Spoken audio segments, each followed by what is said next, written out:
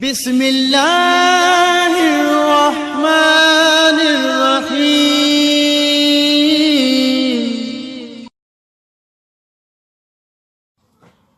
أعوذ بالله من الشيطان الرجيم.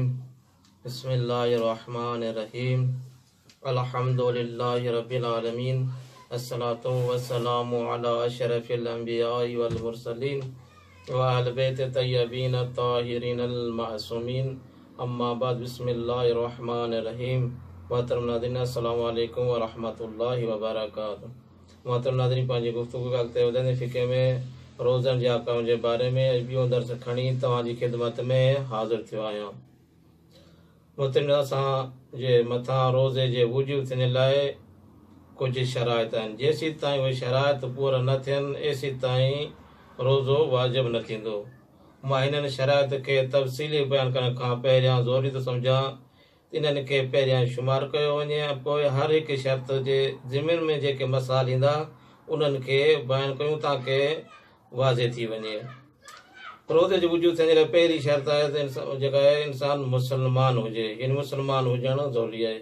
ॿी शर्त जेका आहे इंसान बालिग हुजे ऐं टीं शर्त जेका इंसान आकिल हुजे। चौथी शर्त रोज़े जी नियत करण वक़्तु बेहोश न हुजे। पंजी शर्त औरत हैज़ ऐं निफास में न हुजे ऐं छहीं शर्त रोज़ो रखणु नुक़सान या बीमारी जो सबबु न हुजे। सतीं शर्त उहो शख़्स जेको मुसाफ़िर न हुजे। जेके इहे शराइतनि जो हुजणु ज़रूरी आहे। पहिरीं शर्त जो तालुक़ मुस्लमान हुजे। इन मां ज़ाहिर थिए थो अगरि कोई काफ़िर रोज़ो रखे पर उनजो रखियल रोज़ो सही शुमार कोन थींदो। अगर कोई काफ़िर रमज़ान में ज़ोहर खां पहिरियां मुस्लमान थी वञे, सुबुह जी आज़ान खां वठी ओसी ताईं ज़ोहर ताईं अगर कोई का शइ अहिड़ी न खाधी हुजे न पीती हुजे जंहिं सां रोज़ो बातिल थिए थो, अहिड़ो को कमु न कयो हुजे उन जे लाइ ज़रूरी आहे त एतिरे वाजिब बिना ते माफ़ी ज़िमा जी नियत सां सॼो ॾींहुं आख़िर ताईं उन शयुनि खां परहेज़ करे जेके शयूं रोज़े खे बातिल थियूं कनि, यानी उहो जेका आहे उनजो जेको उहो रोज़ो शुमार थींदो, उहो जेका आहे उन ॾींहं जी क़ज़ा न कंदो। इहो जेका ॿी शर्त आहे त इंसान जेका आहे बालिग हुजणु, यानी बालिग हुजे। औरत कॾहिं बालिग थिए थी, मर्द कॾहिं बालिग थिए थो। औरत 9 साल कमरी जेका इस्लामी साल आहिनि 9 साल पूरा करे थो त औरत जेका आहे वाजिब शयूं जेका निमाज़ रोज़ो हुन ते वाजिब थी थो वञे। ऐं मर्द जे लाइ 3 अलामतुनि मां का बि हिकु अलामत ज़ाहिर थिए त मर्द जेका रोज़ा वाजिब थी था वञनि। पहिरीं उहो जेका आहे मर्द बालिग थी थो वञे।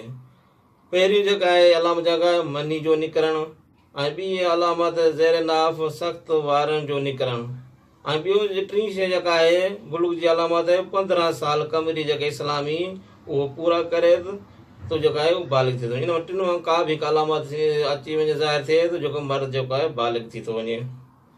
हिकु उहो मसइलो उहो ई आहे त माह रमज़ान मुबारक में गर्मी जी शिदत सां गॾु रोज़े जो दौरान वधी वेंदो आहे, यानी ॾींहं वॾा थियनि था। इन सिलसिले में 9 साल जेका जी छोकिरी आहे उन जे लाइ जेको रोज़ो रखणु इंतिहाई मुश्किल आहे। छा हिन सूरत में इन हाल में गर्मी जी शिदत में उहा छोकिरी आहे रोज़ो छॾे सघे थी या न? इन सूरत इन जूं 2 सूरतूं आहिनि। अगरि रोज़ो रखण जे करे हिन खे ज़रर ऐं नुक़सान थींदो हुजे त रोज़ो साक़ित थी वेंदो। ॿी शर्त रोज़ो इंतिहाई कमज़ोरी जो सबबु थिए जंहिंजे करे हिन खे एतिरो हज थिए जो आम तौर ते उनखे बर्दाश्त न कयो वञे त हिन सूरत में रोज़ो छॾे सघे थी।